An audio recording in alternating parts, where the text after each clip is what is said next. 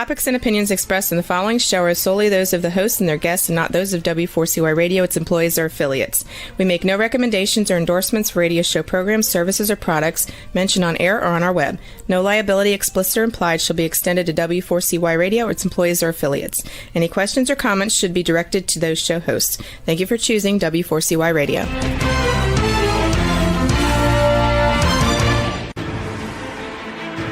What's working on purpose anyway? Each week, we ponder the answer to this question. People ache for meaning and purpose at work, to contribute their talents passionately and know their lives really matter. They crave being part of an organization that inspires them and helps them grow into realizing their highest potential. Business can be such a force for good in the world, elevating humanity. In our program, we provide guidance and inspiration to help usher in this world we all want, working on purpose. Now, here's your host, Dr. Elise Cortez.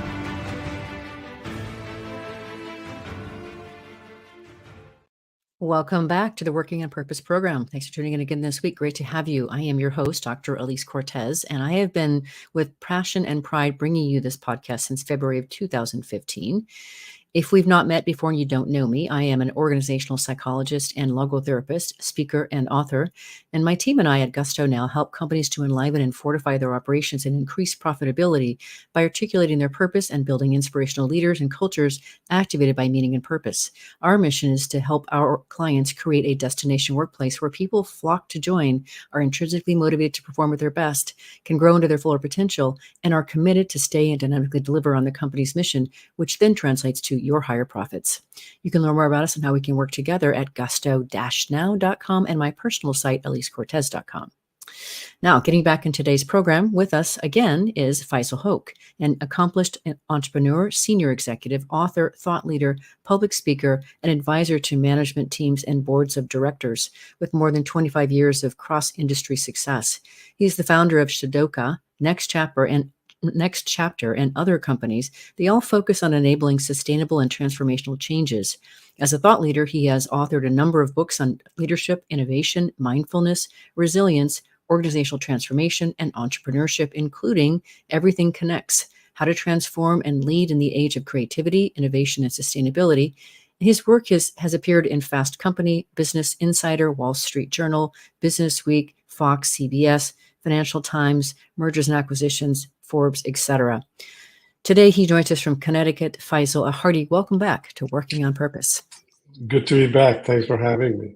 It's wonderful. And as we know, my friend, when you came back and I saw that you had this book out, Everything Connects, and one of your people had sent it to me, and I realized we hadn't yet featured it, I said, you must come back, young man. You must come back.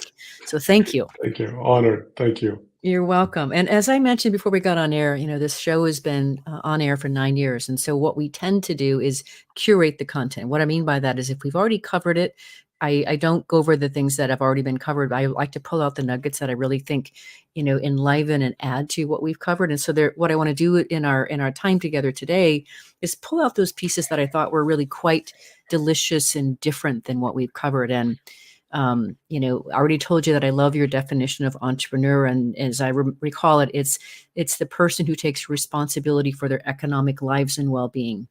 And that's a title that I have grown into over the years, Faisal, and I love the way that you have defined that for us. So let's all welcome, the entrepreneurs and wannabe entrepreneurs who are listening and watching today. Welcome, entrepreneurs, and those who want to innovate. So the first thing I want to talk about here, which I think is amazing that we need to talk about it, is you talk about in this latest book, the need to humanize our work lives. It is so true. We do still. And this book came out, what was it? 2012 originally. Is that correct? That's correct. It's been now 8 years, and feels like that message is more relevant today than when I actually sat and wrote that thing. And the outline, you were talking about traveling. I actually wrote the outline of that book literally sitting in Dubai airport. And then the book came out, about a year later. So it's pretty interesting. Yeah. I think it's really, really interesting. And I am a person. So for my PhD studies, I studied human development, and we did a lot of work around systems. So I like to think in systems. And to me, this idea everything connects really speaks to systems and interconnectivity, and nothing exists on its own, which of course I celebrated. I love how you talk about, first thing in the book, you borrow a line from Phil Libin, the highly portable CEO of Evernote. And you talk about, of course, humanizing our working lives is a sufficiently epic quest to dedicate our lives to. Well, that's what I'm doing for sure. And probably you are too, to a certain extent. But I appreciate how this idea that humanization will yield more positive experiences at work, more creativity and innovation within organizations, and greater interpersonal bonds between the people we work with. And of course, this also means that we're creating more value long term. So that's where I want to start if we can, Faisal. If you can kind of just comment on that, speak to that, that's where I want to begin our conversation. Look, I mean, maybe I can start with the definition of entrepreneurship because, in reality, almost every one of us has some sort of entrepreneurial trait that allows us to survive, right? Because if you think about a very early stage when you're trying to find a job or when you're trying to make a living, and depending on where you're born and where your the circumstances around you, that makes you do certain things, and you are very much focused on survival and making a living that allows you to put food on the table. As you grow and as you progress and as you learn, if your motivation and your idea of success maybe changes, and most successful people, as they go through different stages of life, like if you look at my life, I can talk from my own perspective. Initially, when first I came to US, I wanted to just survive because I had to put food on the table and put myself to school. So I had to be very creative to do that, right? So that's the creativity and way of surviving is very much fundamental for an entrepreneur. Now, if you go fast forward, and now I'm in my 50s, I've gone through several stages of my life. I've got a little more credibility, a little more knowledge. I can do things more effectively than when I was in my 20s. My motivation is very different, same as what you're saying, that this idea of making an impact and caring for others because you can afford to do that. Once your basic, it's like Maslow's hierarchy. Once your basic needs are met, then you look for something bigger than you. So the definition of entrepreneurship and impact and this pursuit of whatever that you want to do changes over time. So whether it's Phil's definition of looking for that's meaningful, or whether my definition from my own life journey, what's important to me, we have tremendous opportunity to craft and change it as we grow. So I thrive on that idea that you actually can learn and grow and change. Me too. And I, of course, am a big Maslow fan as well. And yes, when you want to, as an entrepreneur, of course, a big reason that I'm an entrepreneur is that, yes, I do want to be able to be responsible for my own time and my economic well-being. And I want to express my purpose through the work that I do. And that is what I get to do. But that takes us to this next place here. There's two parts to where I want to take us next. And one is, I like how you talk about the entrepreneur as idealistic and pragmatic, sensitive to the world they wish to see, and conscious of the world as it is. The entrepreneur's work then is connecting these two. That's exactly what, has been kind of my riveting challenge and focus of late. I've been, an entrepreneur since 2003, and more specifically living my purpose since 2018. So that is definitely my space. But taking it more specifically, where it gets really more interesting to call on more deeply your area of expertise, especially as it relates to innovation, Faisal, I wanted to take it further, where you then go on, you talk about Christensen's work and talking about how instead of just looking at what's the market today, what are people wanting today, what can I give them today that they want, they already know that they want, what can I actually create that it actually speaks to their unspoken, unmet future needs. That's where I'm also at. And I'll share more about that in just a second. But if you could speak to how that really disrupts things and what does it take to be able to live in that space? Right. Look, I mean, the innovation journey or this whole notion of being idealistic and pragmatist at the same time is very crucial and fundamental in the sense that, most of the entrepreneurs or innovators are dreamers, right? They want to see the Yeah. world in a different lens Yeah. than most people does, right? And as a result, you take a lot of risk, but you also sometimes fall in love with your own creation, whereby the market may not be ready for what you're preaching or whatever you're producing, right? But the successful ones somehow manage to balance this idealistic view where world needs to be and what you can produce and create that demand, because a lot of time, as I said, as you just mentioned, that people doesn't know. I mean, you can look at every single innovation, whether that's Steve's Apple Right. and iPhone, or whether it's the new generation of cars, whatever the case may be, right? It didn't exist. We created the need for it. They created the need for it, and now we can live without it. But if you look at the journey, we forget how many times they failed in order to pursue that journey, right? I mean, the history of iPhone, I mean, it's almost like 15 years old, because it didn't start as an iPhone. It started as the iPad, and then it morphed into the iPhone. And I don't, I mean, those of who are in our 50s remember that was a brick-like device that I nobody wanted do. to use, right? Mhm. So it is that, so the pragmatism is so that you can actually maintain that economic sustainability to survive, right? And idealism is that having that dream to do something that's different and creative, whatever, but it takes time to get there. And the longer you stay with it, the chances of success becomes higher, right? So it's a fine balance, and some of us are luckier than others in the sense that sometimes we come up with something and it becomes an instant hit. Sometimes, you have to work at it for many years. I mean, it's funny. I was flipping through my very first book that I published in 2000 called E-Enterprise with Cambridge University Press.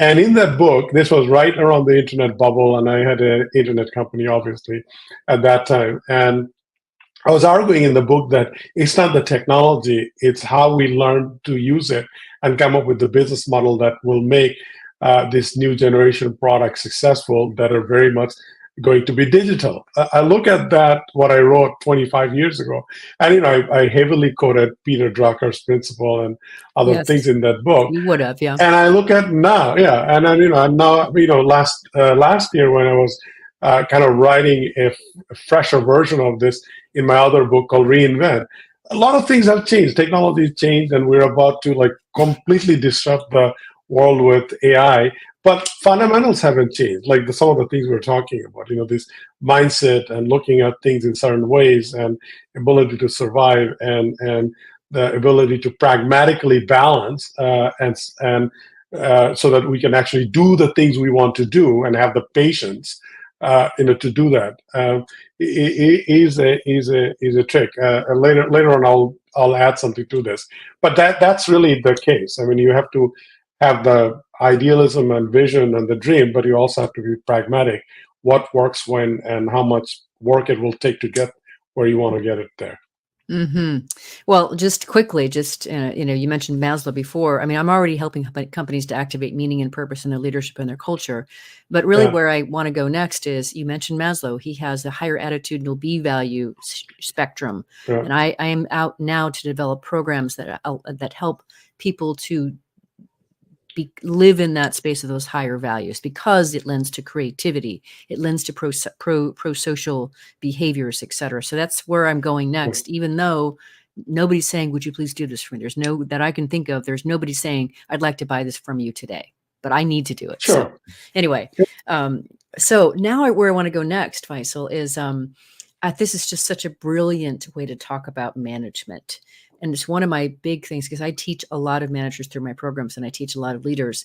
And I hate the idea of managing by presence. I hate the idea of butt in seat management. It's so anti-human. And so your idea of managing by consciousness is an idea whose time has come. Please, would you say a little bit more about what you mean by that? And then I want to delve a little bit. Yeah, I mean, look, most of the time, when especially in the field of innovation and creativity and that sort of a thing,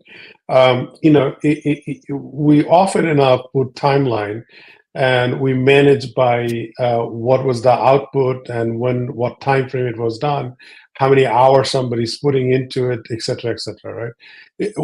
In a complex creative environment, that doesn't really work because the reason it doesn't work is, and we all know, if you look at individual level, not at an organizational level, and we'll connect the dot between individual and organization in a minute.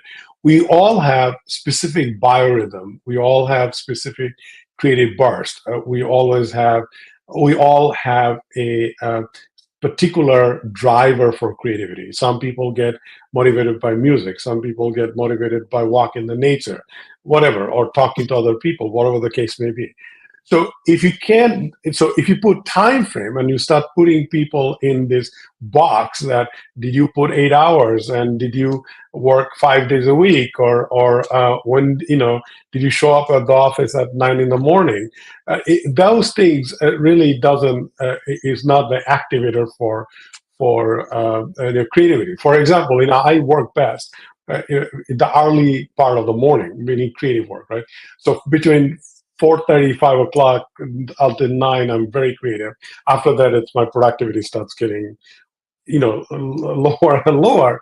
And so if somebody says you got to come here at 9 o'clock in the morning, and you have to have 3 o'clock, you start writing your next white paper, that's probably not going to work, right? So this we mean by managing consciousness, meaning they're very mindful of how people, tick in their own way so that they can give their maximum creative output. As a result, you actually get there faster. And then add on to that, the ownership, both economically and otherwise. There's a huge argument when people have ownership meaning physical economic ownership in a company versus you're just a plain employee. Those all has impact, right? That's monetary ownership, but there's also other kind of ownership. When you put responsibility and accountability on people and tell them come up with something that's off their own and they get rewarded for that, that's where the creative process really starts, taking hold. So, being conscious about how each person gets motivated and produce and able to adjust and motivate them to live their fullest potential is how you then translate into that organizational system, because that has to be part of the culture. It's not just cuddling to one person. It's like catering to the entire organization to be that way. So collectively they produce what they need to produce. Doesn't mean you don't hold people accountable. Doesn't mean that you don't manage by numbers, because at the end of the day, if you're talking about a company, they really have to produce results from a financial point of view. Otherwise, they will go out of business. Mm-hmm. Beautiful, Faisal. Thank you for bringing that to life so eloquently. That's exactly what I was hoping for. Let's grab our first break. I'm your host, Dr. Elise Cortez.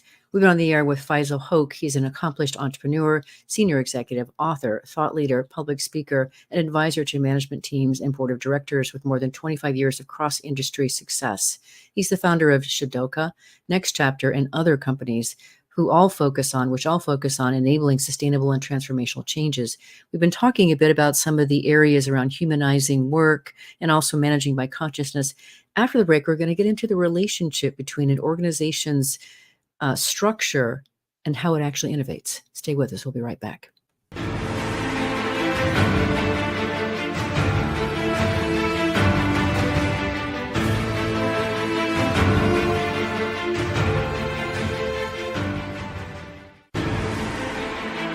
Dr. Elise Cortez is a management consultant specializing in meaning and purpose, an inspirational speaker and author. She helps companies visioneer for greater purpose among stakeholders and develop purpose-inspired leadership and meaning-infused cultures that elevate fulfillment, performance, and commitment within the workforce. To learn more or to invite Elise to speak to your organization, please visit her at elisecortez.com. Let's talk about how to get your employees working on purpose.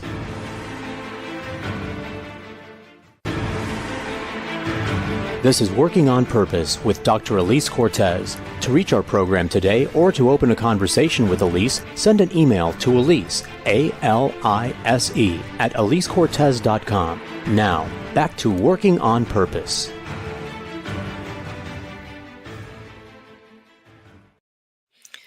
Thanks for staying with us and welcome back to Working on Purpose. I'm your host, Dr. Elise Cortez. Like Faisal, as I'm also dedicated to helping create a world where people can realize their potential at work and are led by inspirational leaders who bring them to their best, and we do business that betters the world. I keep researching and writing my books, and the latest one came out in March of 2023. It's called The Great Revitalization: How Activating Meaning and Purpose Can Radically Enliven Your Business. And I wrote the book to really help readers, business leaders, and company owners to understand the new lay of the land of what the workforce wants, and then to provide 22 best practices that help you steward your culture to get there. So you can find it at my site, elisecortez.com, or Amazon. If you are just joining us, my guest is Faisal Hoque. He is the author of Everything Connects: Cultivating Mindfulness, Creativity, and Innovation for Long-Term Value, one of his many works, which we're talking about today. So where I wanted to go next, which I think is really, really interesting, and you really got me thinking about this, Faisal, for my own company, is I quote from your book. You say, any organization that designs a system will inevitably produce a design whose structure is a copy of the organization's communication structure. So in other words, how we can restate that, as you used Conway's law what they're saying is companies are destined to produce products that mirror their organizational structure, or even more extremely, poetically, we could simply say that the organization implies that product, or that the organization is the product. That is so interesting. And I look at that and I went, "Ooh, how would I characterize how we communicate around here?" Oops. Well, this has a very deep philosophical tenet for me, because if you think about a Buddhist teaching, it says that you are who you think you are, right? And so it's kind of like that. When you put that in a greater context, a leader is the face of the organization, but the leader also kind of crafts what that organization is.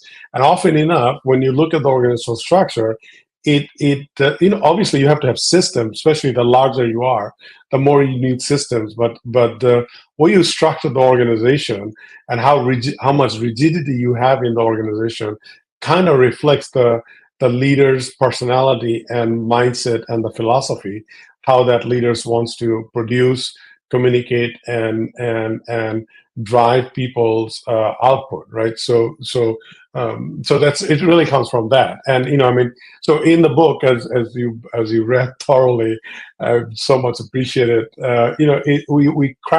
We kind of craft this notion that you have to look at, if you look at the organizational structure from the eyes of innovation and creativity, you can look at people and say, okay, who are the people who are creating ideas? Who are the people who are building those ideas? Who are the people building partners around those ideas? And who are the people who are focusing how we can improve? And then craft the organization in that context. And by the way, you have to rotate those people so there is a cross-pollination or cross-learning, versus saying, here's my marketing, here's my sales, and here's this, and here's that. And that's how you start creating those silos that doesn't overlap, right? So because you're not thinking from the that life cycle of a new innovation, where it starts with idea to go to market to value realization. Mm-hmm.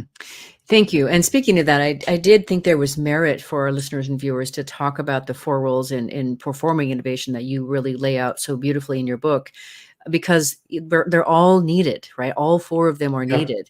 And I think it makes sense for us to discuss them briefly, describe them and what it is that they do, because some people might say, oh, I totally love this kind of a role, or I might want to try to learn this role. So could you talk about the 4 roles?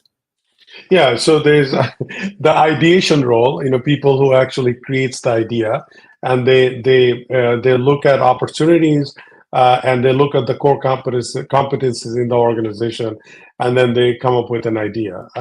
Second one is the people who are really looking at building those ideas in terms of designing and implementing so that you can take a output to the market. And when I'm saying this, I'm not talking about just physical product. It could be a service.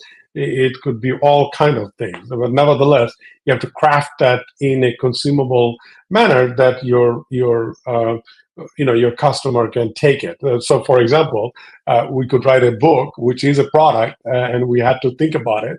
Came up with the idea of the book. You had to, design what's going to be the structure, and so on and so forth, right? So once you do that, then there's this idea of, as I wrote this 12 years ago, so it evolved a little bit from that. Now I like to say that there is a role of partnering who creates ecosystem so that that product or service can survive, who goes out there and creates this vehicle whereby people get to know about your offering, people get to support their offering, influence your offering, helps adapting that offering in your customer base, et cetera, et cetera. While you're doing that, there's a very important role that we often forget is the improving role that allows taking a step back and looking at that ideation to market to value realization and say, where can we improve? Because as you're doing this, especially in a new offering, what happens is that you're going to learn things that you haven't thought through, the reactions the customer is going to have, the way you decided to distribute, the way you priced it. These are all places for improvement. So those improving role has a different a role than the people who are coming up with new ideas, because they're looking at how can we improve it so it does get better and it does get more acceptance and it does generate more revenue and profit margin, which is ultimately the reason of surviving a product or service. And by the way, that also includes what impact it's having on a societal level, because the higher you can move at social impact, the more personal and more sticky the product becomes, because the audience creates the emotional connection to your offering. Mm-hmm. Thank you, Faisal. Listeners and viewers, what I want to emphasize about why I brought this up for you, I always want you to be able to take away something immediately from my program to put to work immediately in your business. And so think about those 4 roles: the ideation role, the guiding role, the building role, and the improving role. Think about how you can layer that structure into your team today, especially if you want to encourage innovation. So really, you could I know so many organizations whose teams are definitely not structured that way. So put that to work. Okay, so the next thing, before I cue this up here, Faisal, if you could just indulge me here and remind me and the listeners and viewers of your basic education. How are you schooled? I'm schooled from street, literally. I did go to school for my undergrad in Southern Illinois University for electrical engineering, and then I went to University of Minnesota for computer science and management science. But in my 5th year of school, I came up with a product, and I dropped out of college and sent out a disk to get my first, a floppy disk, literally a floppy disk in a demo, and got my first job. But since then, I've been an entrepreneur, and my learning is actually from reading all these people you mentioned. Whether it's some of them I met in real life, sometimes some of them I have never met, like whether it's Peter Drucker or Clay Christensen or even Buddhist teaching. And also from my customers, I have had a tremendous opportunity to work with some of the best and the brightest in the industry, both in private sector and public sector. So I worked with GE. My first or second company was acquired by GE, so I worked there for a while.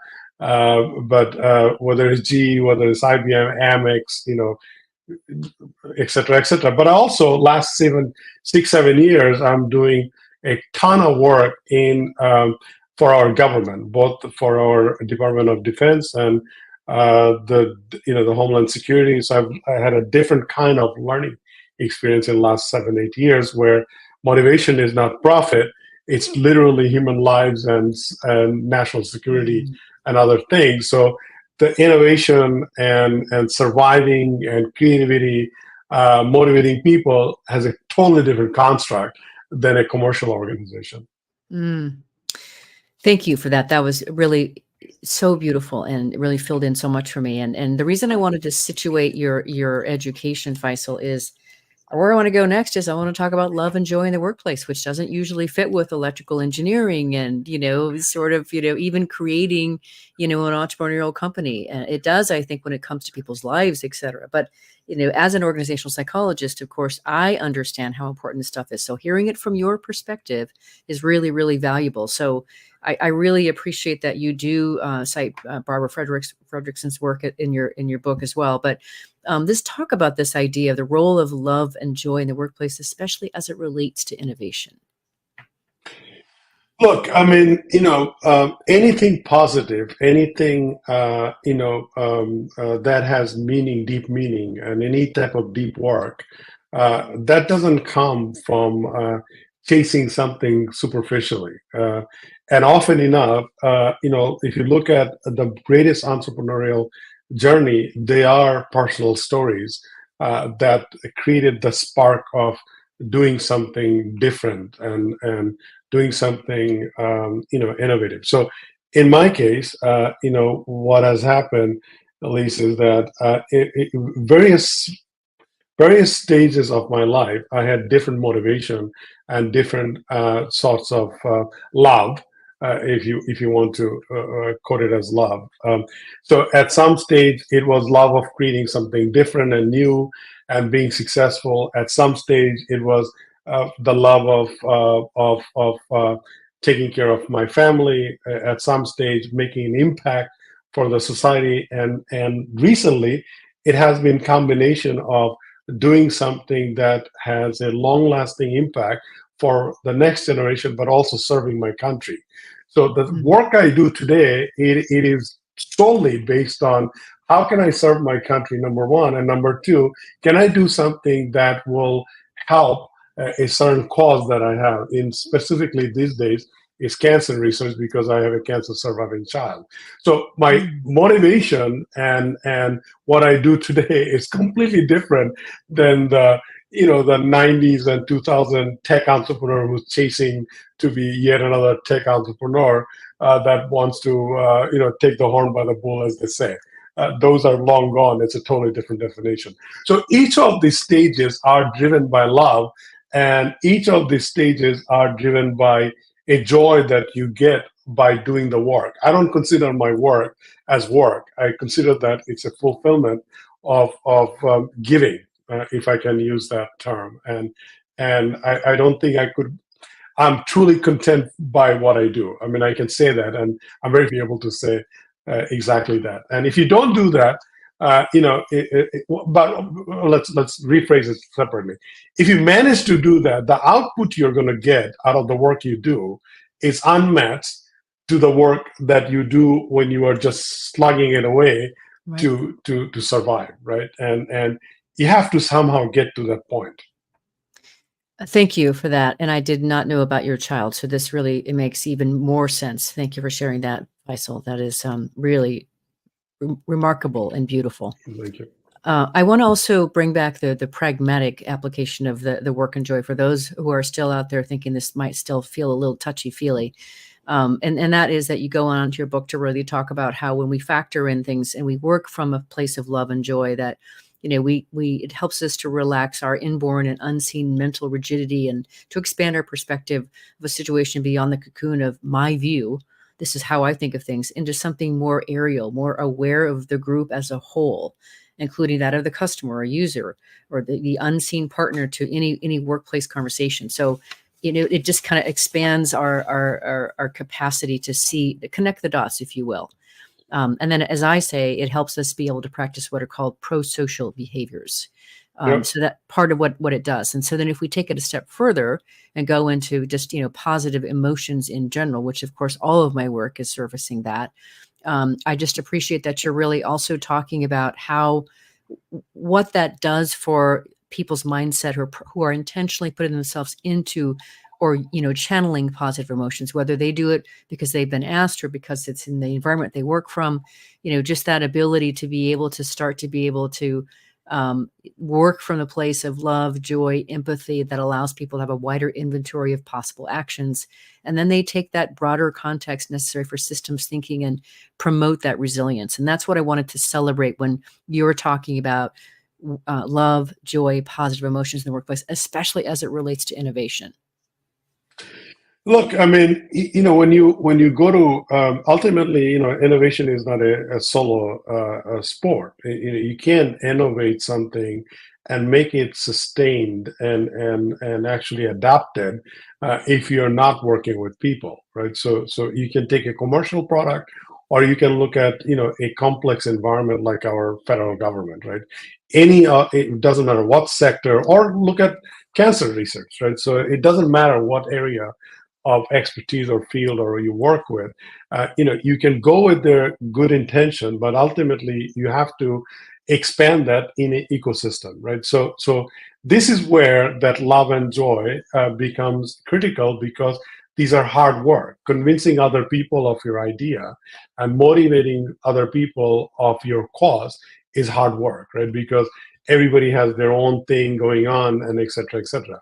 So this is where empathy and and a conscious effort of connecting with other people becomes critical, because you have to go to where they are and bring your idea to them. Now, this is my idea, just make it happen. That just doesn't work that way, right? You have to show what's in it for them, and you have to convince them why they should care about things, and you should be able to articulate why it matters in a greater context, right? So if it's a company, it matters because if you create a good product or service, then your customer will buy it, and as a result, the company will be successful.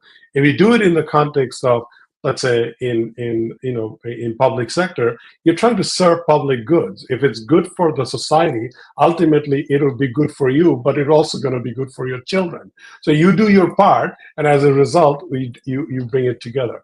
So that, positivity and gratitude and empathy is contagious, as we all know. Once you go there with that positive attitude, it attracts people to rally behind you.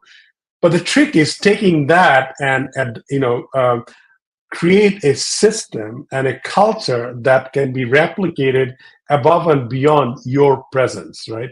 Yes. So this is the role of the leader, whereby the leaders doesn't create followers, they create system.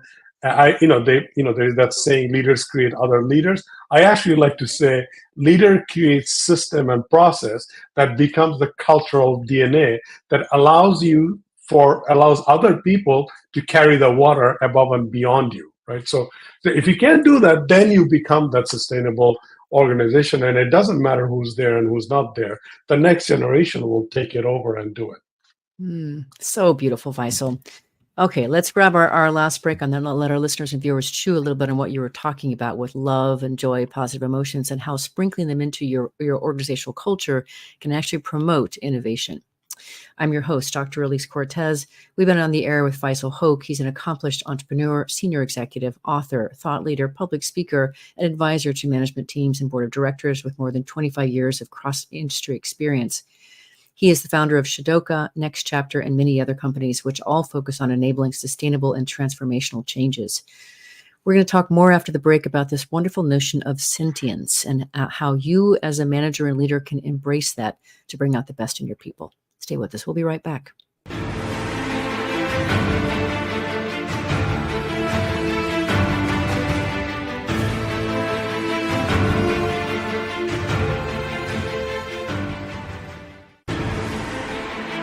Dr. Elise Cortez is a management consultant specializing in meaning and purpose, an inspirational speaker and author. She helps companies visioneer for greater purpose among stakeholders and develop purpose-inspired leadership and meaning-infused cultures that elevate fulfillment, performance, and commitment within the workforce. To learn more or to invite Elise to speak to your organization, please visit her at elisecortez.com. Let's talk about how to get your employees working on purpose.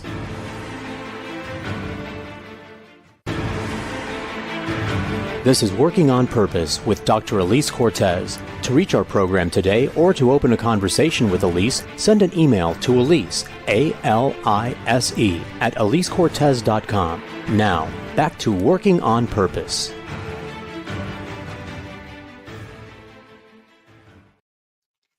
Thanks for staying with us and welcome back to Working on Purpose. I am your host, Dr. Elise Cortez. As I mentioned in our first break, I just put out my last book, The Great Revitalization, in March of 2023.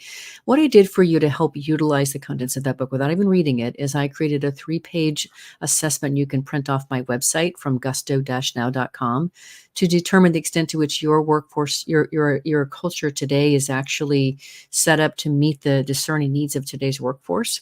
It will also help give you a roadmap to elevating your organizational culture to meet that discerning standard. So it's at gusto-now.com. If you are just now joining us, my guest is Faisal Hoque. He is the author of Everything Connects, Cultivating Mindfulness, Creativity, and Innovation for Long-Term Value, one of his many works. So where I wanted to go next, Faisal, is I love words and I love speaking different languages and words. And you talk about this wonderful word called sentience in your work here when it comes to really celebrating individuals and managing and stewarding and nurturing them. So let's talk about sentience. Sure. That word, if you typed it on AI or if you typed it on Google, it will tell you that is the capacity to be very conscious and self-aware, and the capacity to be self-aware what's around you and what other people feels and does, meaning your ecosystem, if you want to get it to a very broader extent. So if you look at a leader, a successful leader, they truly are sentient. The more successful they are, the more self-conscious they are more conscious about how other people feel, but also how you feel, because how you feel comes across the way you speak, your body language, your reactions, etc., right? So that's really the meaning of sentience. So if you now look at a successful leader doesn't create chaos. Successful leader does not create an environment where people runs around with chicken, like a chicken with their head cut out, right? Successful leaders are the persona of calmness who is, very much aware of whatever the chaos that organization is feeling, but also how to calm that process so that you can move things forward, right? So it's a conscious leadership versus, the classic command and control leadership that says, hey, I said so, therefore you make it so. Mm-hmm. Yeah, and we probably talked about this, but I have long been a conscious capitalist, and I do serve on the board here in Dallas as well. I very much promote those principles. And taking it just a little bit further here, this idea of sentience, I want to just to reinforce what you said so beautifully in your book. You say it also entails appreciating the interior complexity of the people you work with.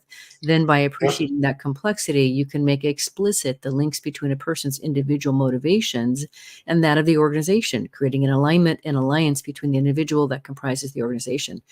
And that's back to Everything Connects, right? How can you actually see that in such a way that you can actually work to connect it? I think that is such a beautiful and elegant contribution of a manager and leader to be able to develop the capacity to do that.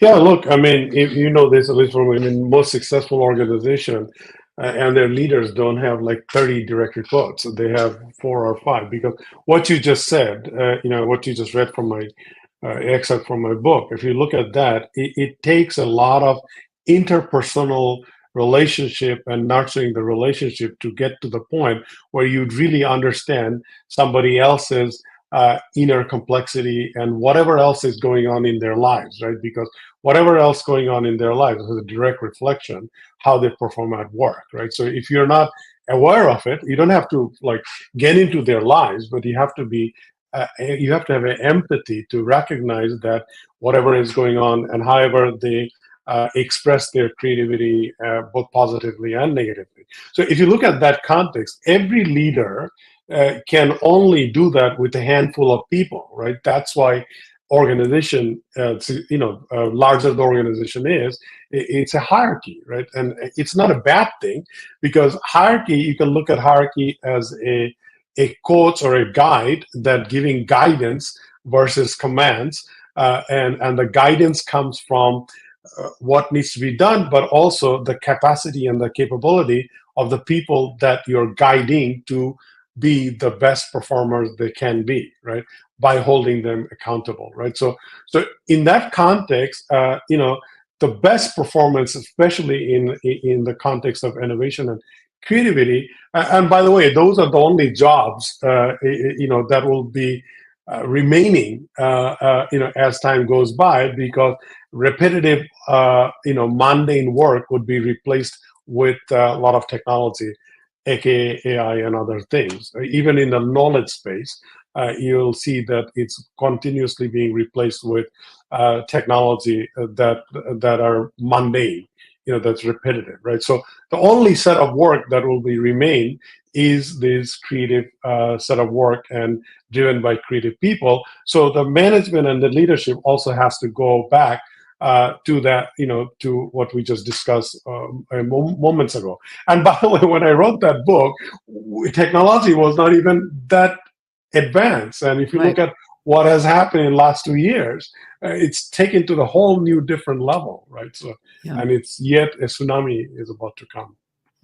Yeah, it's so beautiful. And I want to really help, like you, along your side, steward it. And to that end, where I kind of want to go next, and this will probably take us close to the very end of the show, is listeners and viewers, if you are an individual contributor, I want you to think about the extent to which you experience work like this. If you are a leader of people, I want you to think about the extent to which your people experience their work like this. I am a person who believes profoundly in the promise of work to be able to help us realize our potential. So I love what Faisal has in his book here. He's talking about Apple, whatever your view is about Apple, but he's got an excerpt in here from a memo that Apple gives to new hires, in which the company contrasts work and life's work. And it reads, I quote, "People don't come here to play it safe." The memo printed in the New York Times reads, "They come here to swim in the deep end. They want their work to add up to something that couldn't happen anywhere else." Think about that. That's you joining in, opting into sentience at its finest, and really thinking about how can you give yourself over so you give the greatest aspect of yourself, contribute it to something much bigger and grander than yourself. I think most people want something, some form of this, and are hungry for it. And so I really wanted to celebrate that, Faisal. If you want to just comment on that, or if you have a perspective on that. Absolutely. It depends. It applies in any field. So you look at the doctors and nurses, right? If you look at their credo, they're not there to create products. They're there to save lives, right? So they have a different credo. Now, when I look at my brothers and sisters in their uniform, in our military, they're there to protect our country. Yes. They're there to uphold democracy. They're there to make sure hungry are getting fed. People who are in dire calamity situation are getting saved, right? So their code of ethics and code of conduct and their calling is different. But each one of those areas, whether it's an Apple employee or whether it's a doctor or whether it's, I look at the doctors of, my son's doctor. He wouldn't be alive if I didn't have those dedicated nurse, researcher doctors that are working night and day to come up with a cure that could save patients like him. I can say the same thing about my friends and coworkers in the military community, right? So each one of these people or group of people, they have different calling, but it is their life work. It is their life work that dedicating to create something different and a better place and a safer place for all of us, right? So it doesn't has to be for just commercial call. It applies for anything and everything that we all do.